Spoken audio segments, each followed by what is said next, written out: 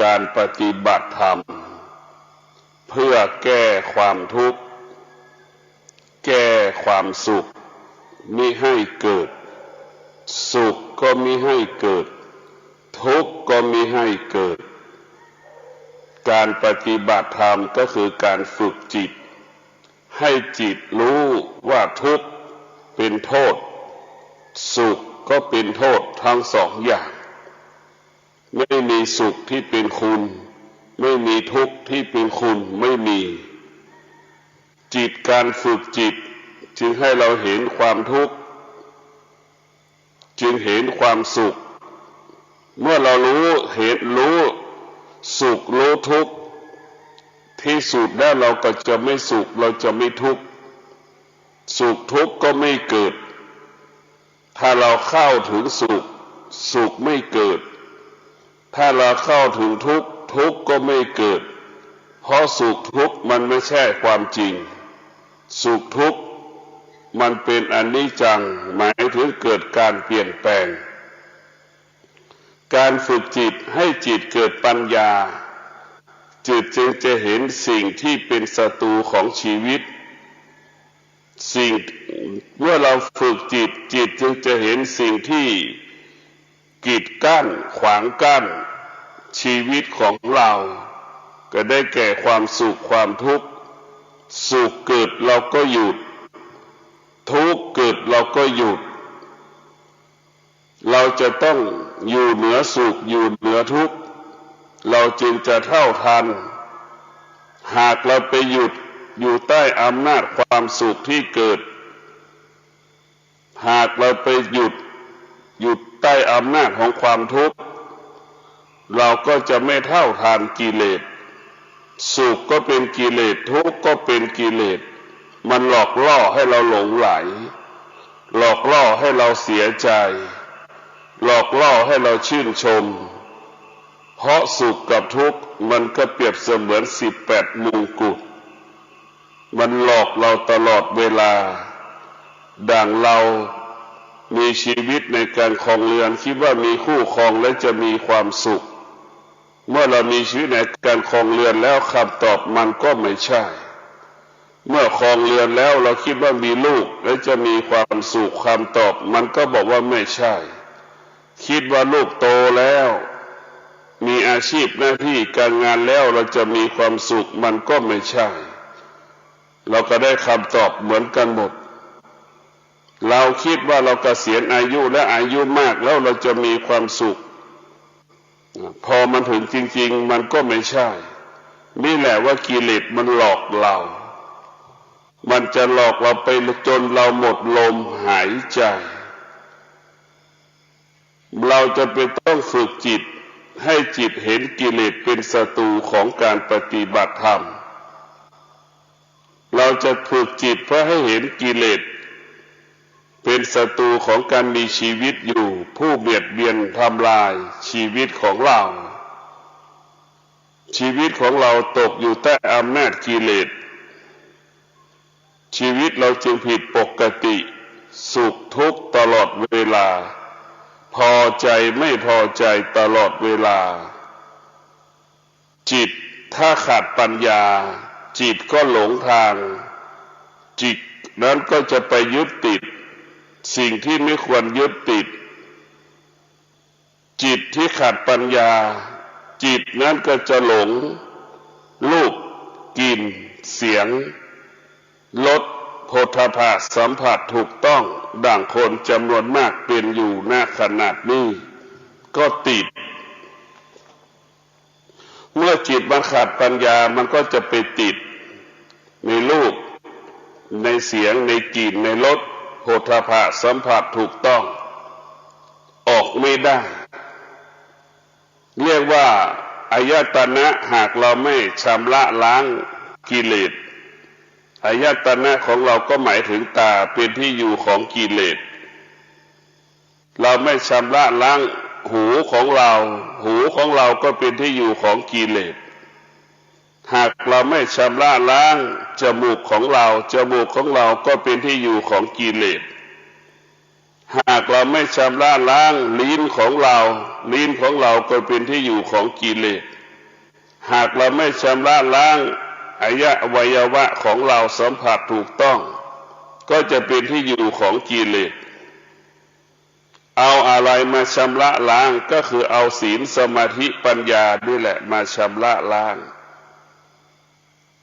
ศีลสมาธิปัญญานั่นแหละเปรียบเสมือนน้ำยาซักผ้าศีลสมาธิปัญญาเนี่ยแหละเปรียบเสมือนน้ำยาที่ชำระล้างสิ่งสกปรกเปรียบเสมือนผงซักผ้าศีลสมาธิปัญญาเปรียบเสมือนน้ำยาหยอดหูหยอดตาเหมือนยาสีฟันที่แปรงฟันเหมือนน้ำยาหรือน้ำเกลือหยดจมูกเราพ่นใส่จมูกชำระและล้างจมูกของเรานั่นคือศีลสมาธิปัญญากายวาจาใจของเราต้องสะอาดเหมือนบ้านที่เราอยู่บ้านที่เราอยู่มันสะอาดเราอยู่แล้วเกิดความสงบบ้านที่เราอยู่แล้วมันบ้านไม่สะอาดเราอยู่ไม่สงบจิตของเรามันอาศัยกายเราจะต้องทำความสะอาดกายของเราจะต้องทำความสะอาดกายของเราให้สะอาดศีลสมาธิปัญญาได้แหละเป็นผู้ทำความสะอาดกายเมื่อกายสะอาดจิตเราเปรียบเสมือนคนอยู่ในบ้านนั้นก็จะอยู่แล้วมีความสุขหรือเกิดสงบสุขถ้าบ้านมันสกปรกผู้คนอาศัยอยู่ไม่มีความสุขจะเกิดอารมณ์จะมีอารมณ์อึดอัดอุกิจแสดงต่อกันกับผู้ที่อยู่บ้านหลังนั้นจิตก็เช่นเดียวกันถ้าร่างกายเรามีกิเลสจิตนั้นก็จะต่อต้านต่อสู้ทำให้เราอึดอัดหงุดหงิดอยู่ในตัวมันเองจิตที่เราฝึกให้เกิดปัญญาจิตนั้นจะละตาเห็นรูปจมูกที่สัมผัสกับกลิ่นหูที่สัมผัสกับเสียงลิ้นที่สัมผัสกับรสมือที่สัมผัสถูกต้องวัตถุสิ่งของอวัยวะต่างๆละไม่ยึดติดไม่หลงทุกวันนี้เราหลงเพราะเราขาดปัญญาเมื่อเราขาดปัญญาเราก็จะหลงเมื่อเราขาดปัญญาเราก็สะสมสิ่งที่เป็นกิเลสถ้าเราขาดปัญญาก็หลงทางการหลงทางก็เสียเวลาก็ย้อนจะกลับมาอีกมันก็เสียเวลาส่วนมากมันจะไม่ได้กลับมันก็จะตายไปกับความหลงดังคนจำนวนมากก็เป็นเช่นนั้นหลงเราก็ตายยังไม่ทันกลับเพราะฉะนั้นพวกเราทั้งหลายดำรงชีวิตมีสติสัมปชัญญะให้เรารู้สึกตัวถ้าชีวิตเรามีสติสัมปชัญญะแล้วคำว่าหลงก็จะไม่เกิดคำว่าผิดก็ไม่เกิดมันจะเกิดคำว่าปกติกายวาจาใจเราปกติหลงแล้วก็ยึดติดสิ่งที่เราหลงก็ยึดติดนะคือปัญหาของมนุษย์ออกไม่ได้ดังพ่อแม่หลงลูกยึดติดในลูกนี่คือปัญหาของพ่อแม่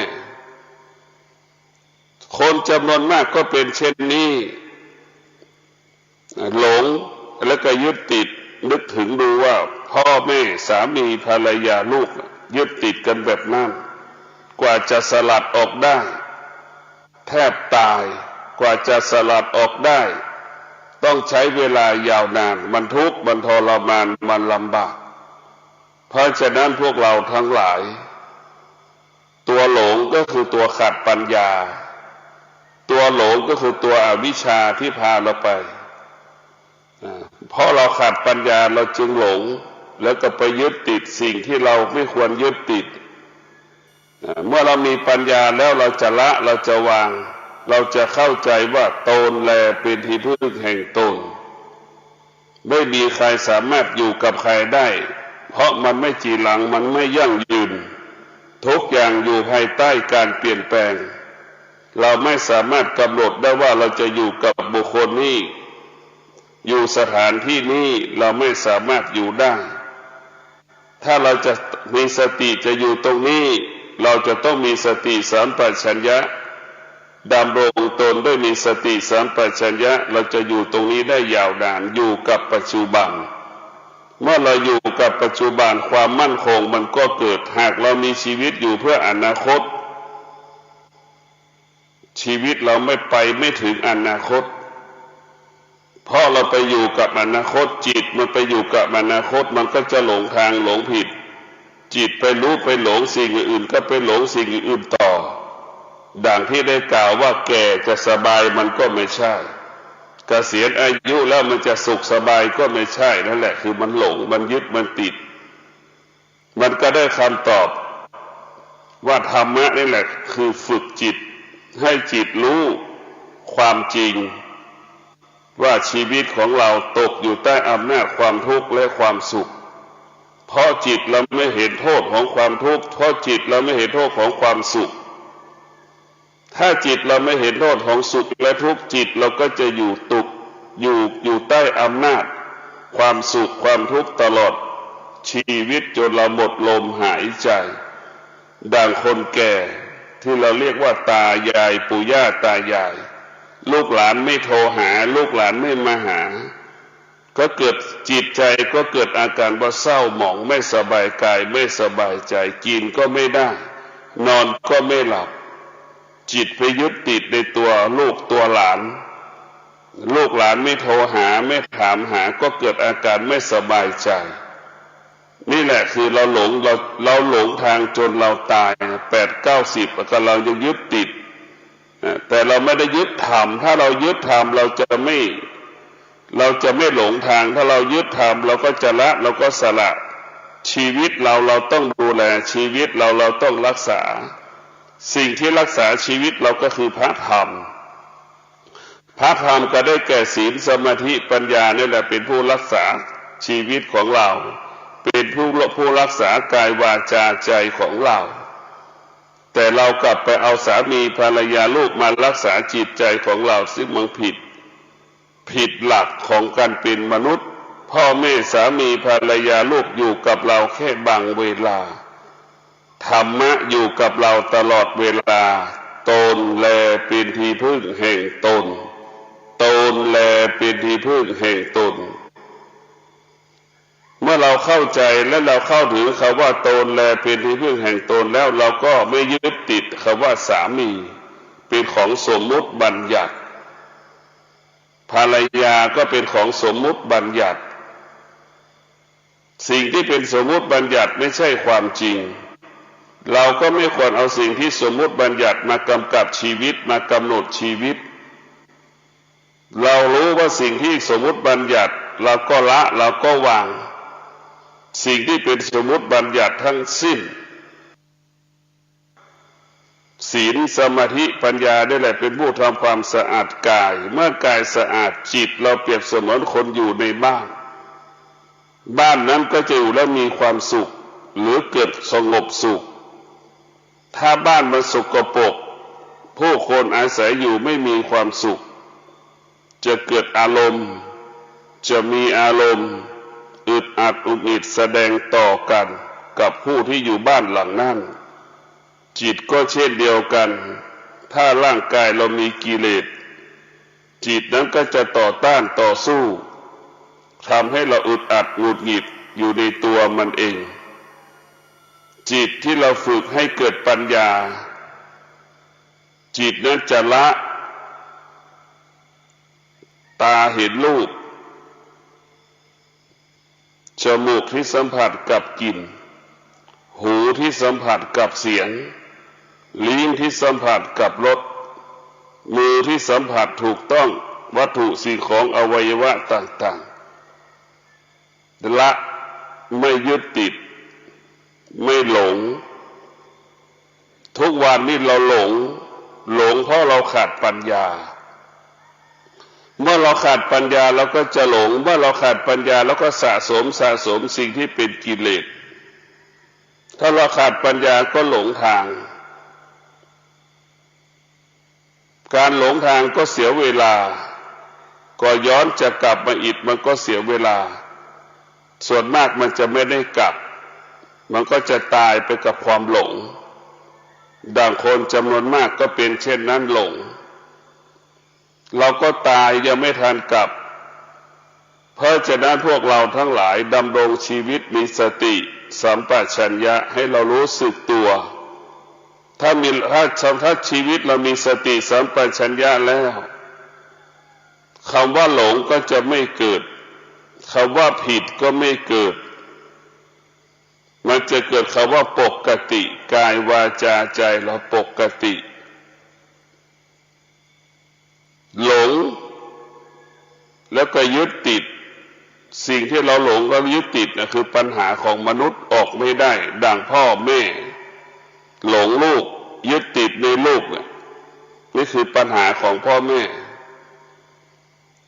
คนจำนวนมากก็เป็นเช่นนี้หลงแล้วก็ยึดติดนึกถึงดูว่าพ่อแม่สามีภรรยาลูกยึดติดกันแบบนั้นกว่าจะสลัดออกได้แทบตายกว่าจะสลัดออกได้ต้องใช้เวลายาวนานมันทุกข์มันทรมานมันลำบากเพราะฉะนั้นพวกเราทั้งหลายตัวหลงก็คือตัวขาดปัญญาตัวหลงก็คือตัวอวิชชาที่พาเราไปเพราะเราขาดปัญญาเราจึงหลงแล้วก็ไปยึดติดสิ่งที่เราไม่ควรยึดติด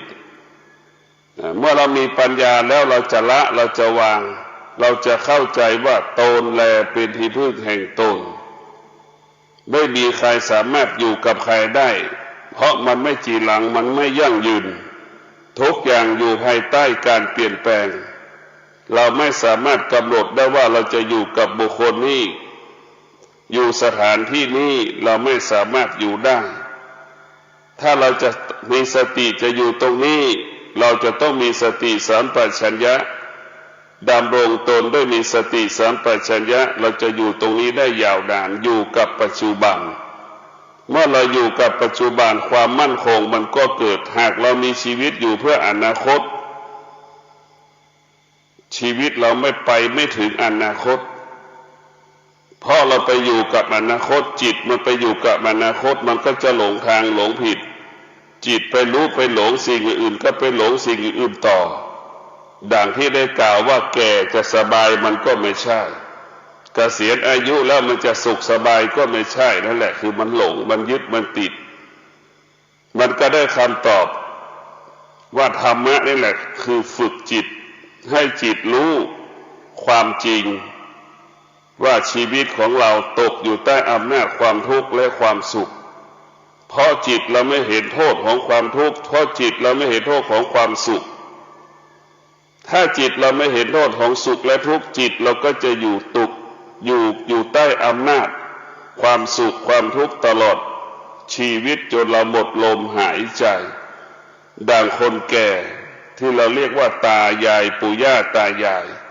ลูกหลานไม่โทรหาลูกหลานไม่มาหา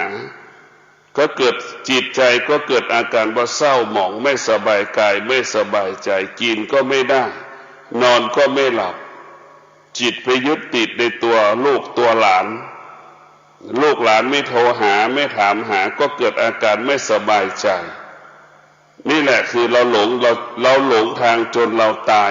8-90ก็เรายังยึดติด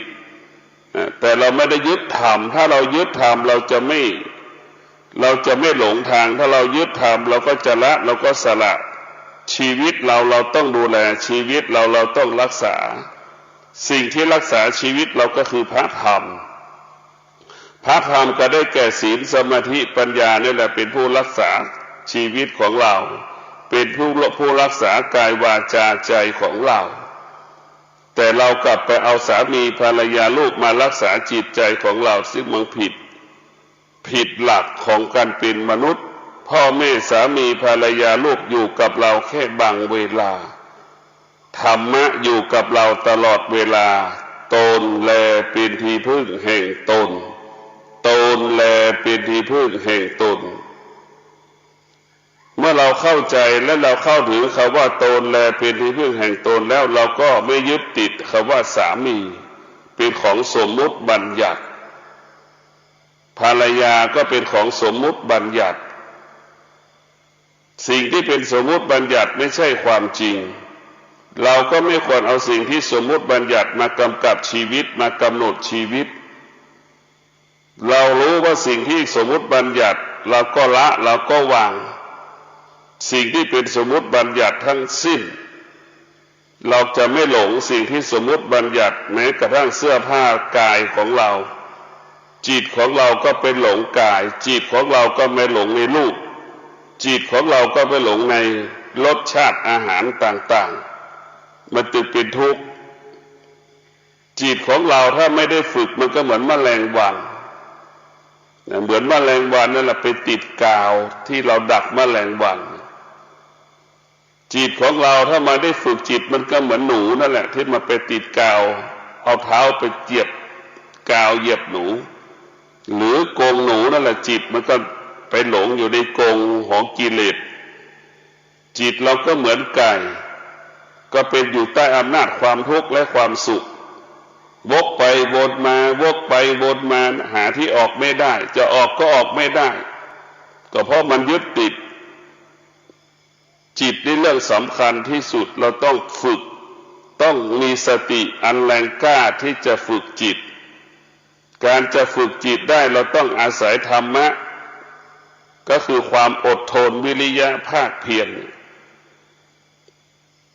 ฉันต้องใช้ภาระและกำลังของความอดทนใช้ภาระกำลังวิริยะภาคเพียรดังช่างแกะสลักหินเป็นก้อนจนถึงที่สุดหินนั้นกลายเป็นรูปภาพต่างๆกลายเป็นเทวรูปกลายเป็นพุทธรูปกลายเป็นรูปของสัตว์ช้างม้างัวควายงดงามได้จิตเราก็ต้องฝึกให้มันงดงามได้จิตที่จะงดงามได้ก็ต้องใช้ความอดทนดังช่างแกะสลักมีความอดทนมันจะเกิดคำว่าละเอียดเมื่อเรามีวิริยะภาคเพียรมันก็จะเกิดคำว่าละเอียดถ้าเราฝึกจิตเราใช้วิริยะภาคพลใช้วิริยะภาคเพียรแล้วการฝึกจิตก็ประสบความสำเร็จเราใช้ความอดทนก็ฝึกจิตมันก็ประสบความสำเร็จเราจะประสบความสำเร็จในการฝึกฝนจิตนั้นได้มันต้องอาศัยความระยะเวลายาวนานดังเราปลูกมะม่วงกว่ามะม่วงมันจะออกดอกออกผลได้มาตั้ง4-5-6 ปีการฝึกจิตก็เช่นเดียวกันต้องใช้เวลายาวนานพอสมควรการฝึกจิตเพื่อไม่ให้จิตนั้นหลงการฝึกจิตให้จิตรู้ว่าธรรมชาติมันเป็นอนิจจังฝึกจิตให้เรารู้ว่าร่างกายของเรามันเป็นอนิจจังฝึกจิตให้เรารู้ที่เราสัมผัสรู้สึกก็มันเป็นอนิจจังเมื่อเรารู้สิ่งที่เรารู้ว่ามันเป็นอนิจจังมันเปลี่ยนแปลงมันไม่เที่ยงมันแปรปรวนตลอดเวลาเราก็ละเราก็วางมันหมดเราต้องแก้ไขสิ่งที่มันปรากฏกับชีวิตเราซ้ำๆให้ได้ในแต่ละวันนั้นความสุขมันปรากฏอยู่ซ้ำๆเนี่ยเราจะต้องแก้ไขความสุขที่มันปรากฏอยู่ซ้ำๆความทุกข์มันก็ปรากฏขึ้นอยู่ทุกลงทุกวันซ้ำๆเราจะต้องแก้ให้ได้ความพอใจไม่พอใจมันก็ปรากฏขึ้นซ้ำๆเราจะต้องแก้ให้ได้ถ้าเราสามารถแก้ความสุขความทุกข์ความพอใจความไม่พอใจได้แล้วเนี่ยเราจะถือว่าเราปฏิบัติธรรมได้บรรลุผลธรรมที่เราปฏิบัติธรรมที่เราทำนั้นเกิดผลกับเราสามารถไม่ตอบสนองสุขที่มันเกิดนั่นแหละคือเราชนะเราไม่สามารถตอบทุกข์ที่มันเกิดไม่ตอบสนองทุกข์ที่มันเกิดนั่นแหละเราชนะ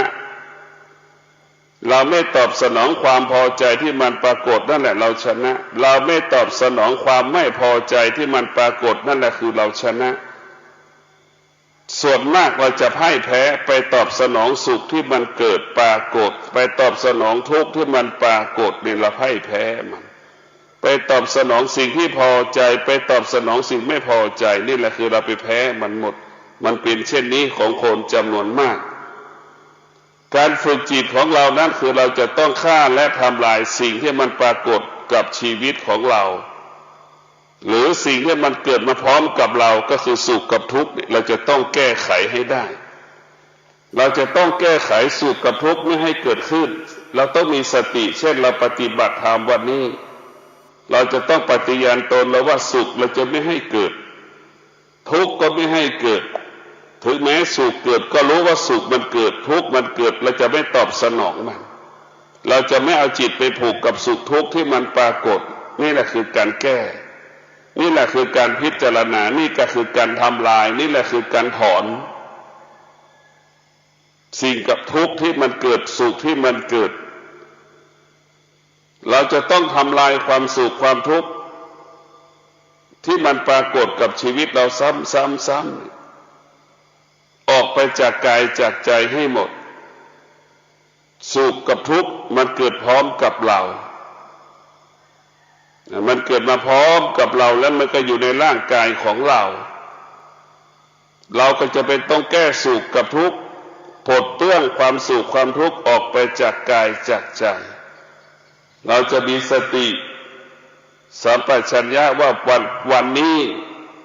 เราจะไม่ตอบสนองความสุขที่มันปรากฏเราจะไม่ตอบสนองความทุกข์ที่มันปรากฏเราจะมีสติพิจารณาความสุขความทุกข์เราจะมีสติสุขเกิดเราก็สงบทุกข์เกิดแล้วสงบนี่คือรู้เท่าทันสุขที่เกิดทุกข์ที่เกิดเท่าทันสุขที่เกิดทุกข์ที่เกิดสุขมันก็ไม่มาทำลายเราทุกข์มันก็ไม่มาทำลายเรามาเบียดเบียนเราเรารู้เมื่อเรารู้เราก็สามารถหยุดยั้งยับยั้งสุขไม่ให้เกิดทุกข์ไม่ให้เกิดเมื่อเรารู้เราก็ทำลายความสุขความทุกข์อันเป็นกิเลสให้มันหมดสิ้นไปจากกายจากใจของเราธรรมะของพระพุทธเจ้าเป็นสิ่งอันประเสริฐสูงสุดของชีวิตไม่มีสิ่งใดที่ยิ่งใหญ่กว่าธรรมไม่มีสิ่งใดใหญ่กว่าธรรมมันไม่มีแต่ธรรมนี่ยิ่งใหญ่เหนือกว่าทุกสิ่งทุกอย่างบนโลกใบนี้แค่ธรรมะนี่หรือความอดทนยิ่งใหญ่ที่สุดในโลกไม่มีวัตถุชนิดใดบนโลกใบนี้อยู่เหนือความอดทนไม่มีแต่ความอดทนนี่แหละอยู่เหนือวัตถุจิตของเราจะชนะจิตของเราได้จิตก็ต้องอดทนต่อจิตที่ฝึกก็คือฝึกให้มันอดทนมันก็ชนะจิตที่อ่อนแอจิตที่อ่อนแอก็พ่ายแพ้ไปในที่สุดเราฝึกจิตเพื่อให้จิตอดทนเราฝึกจิตให้จิตวิริยะภาคเพียรเราฝึกจิตให้จิตของเรานั้นดำเนินปฏิบัติธรรมให้เห็นธรรมให้เห็นธรรมให้บรรลุธรรมเมื่อจิตเห็นธรรมเมื่อจิตเห็นธรรมเมื่อจิตได้อยู่กับธรรมจิตนั้นก็สงบรู้ด้วยปัญญาจึงเห็นว่าสุขเป็นศัตรูทุกข์เป็นศัตรูเราจึงเห็นว่าความสงบเป็นมิตรของเราเป็นมิตรของเราความสงบเป็นมิตรความสงบเป็นเพื่อนที่ดีของเราฝึกจิตให้รู้เห็นด้วยปัญญารู้ความจริงเห็นความจริงเห็นความแจ้งเห็นสิ่งต่างๆเป็นความจริงทุกๆประการร่างกายของเรานี่แหละก็คือความจริงที่เราต้องศึกษาเรียนรู้ที่สิ่งที่เราควรรู้ก็รู้เรื่องกายสิ่งที่เราควรรู้ก็รู้เรื่องอารมณ์รู้เรื่องอารมณ์สิ่งที่เรารู้ว่าอารมณ์ของเราทำไมมันแปรปรวนตลอดเวลาก็เพราะเราขาดสติควบคุมจิตไม่ได้เราต้องเอาสติไปควบคุมจิตเอาสติไปควบคุมจิตก็เปรียบเสมือนเปรียบช้างเปรียบเสมือนช้าง สติก็เปรียบเสมือนควานช้างควบคุมช้างเอาสติไปควบคุมจิตเมื่อสติควบคุมจิตจิตนั้นก็ไม่สามารถเตลิดได้เหมือนชาวนาไถนาเหมือนชาวนาเอาควายไถนาจิตเราก็เปรียบเสมือนจิตของเรานั้นก็คงจะเปรียบเสมือนควายสติก็เปรียบเสมือนชาวนาที่ถือคันไถเอาควายไถนาเอาวัวไถนาเอาสติกำกับจิตมันก็เป็นไปตามที่เราต้องการฝึกจิตฝึกสติให้เข้มแข็งให้มีสติที่เข้มแข็งเอาสติไปควบคุมจิตจิตมันก็เป็นไปตามเราที่ต้องการเหมือนดังชาวนาไถนาเอาวัวเอาควายไปไถนาชาวนาก็กำกับวัวควายที่ไถนาจิตแล้วก็เมื่อสติมันกำกับจิตมันก็เป็นไปตามดังเช่นวัวควายไถนานั่นแหละสติมันจะฝึกจิตให้ใช้จิตแล้วฟังสติก็เปรียบเสมือนพ่อแม่จิตก็เปรียบเสมือนลูกต้องฟังสติก็คือพระพุทธเจ้าสติก็คือครูบาอาจารย์จิตเราก็เปรียบเสมือนคนฟังธรรมะครูบาอาจารย์เราจะต้องฝึกให้สติของเรานั้นกำกับจิตให้ได้เมื่อสติกำกับจิตควรเมื่อสติควบคุมจิตแล้วก็เป็นจิตที่ประเสริฐคิดดีพูดดีทำดีปฏิบัติตนดีกายวาจาใจสะอาดบริสุทธิ์หมดจดผ่องใสเพราะจิตมันไม่มีสติเป็นผู้ดูแลสติก็คือเป็นเจ้าของโลกสติเป็นเจ้าของจิตสติเป็นเจ้าของจิตสติเป็นผู้กำกับจิตเป็นผู้ควบคุมจิตเป็นผู้กำหนดจิตเราจึงจะรู้เห็นธรรมตามความเป็นจริงทุกประการจิตของเราเนี่ยต้องฝึกให้มันต้องฝึกอย่างเข้มแข็งถ้าเราอ่อนแอเมื่อไหร่มันก็เหมือนวัวควายที่ไม่เคยไถนานะมันจะไม่ไปตามที่เราต้องการวัวควายที่มันฝึกมาแล้วจิตของเราฝึกจิตมันก็เหมือนวัวควายที่ไม่เคยไถนามาแล้วมันจะเดินตามมันรู้ของมันจิตที่มันฝึกมันก็รู้ว่าสิ่งที่เป็นอกุศลมันก็รู้มันก็ละมันก็วางมันก็ดับมันก็ล้างชำระออกไปจากกายใจจิตที่ฝึกมันก็ยึดติดยึดบ้างเอาความอดทนมาควบคุมเอาความอดทนมาควบคุมเอาวิริยะมาควบคุมจิตของเรานั้นก็จะฝึกจนถึงได้บรรลุจิตของเรานั้นต้องฝึกตลอดเวลาถ้าเราฝึกน้อยมันก็ไปสู่สภาพเดิมถ้าเราฝึกมากมันก็จะรู้มากเหมือนเด็กเรียนกอไก่ขอไข่จนถึงที่สุดอ่านหนังสือได้หมดทุกอย่างนั่นแหละคือการฝึกจิตถ้าเราอ่านหนังสือน้อยเราก็อ่านหนังสือได้ไม่กี่คำก็จิตเราก็อ่อนแอเพราะฉะนั้นพวกเราทั้งหลายการฝึกจิตให้จิตรู้หรือจิตเกิดปัญญาเมื่อจิตเกิดปัญญาจิตมันจะละวางคำว่าสามีภรรยาลูกจิตที่มันเกิดปัญญามันก็จะละวางคำว่า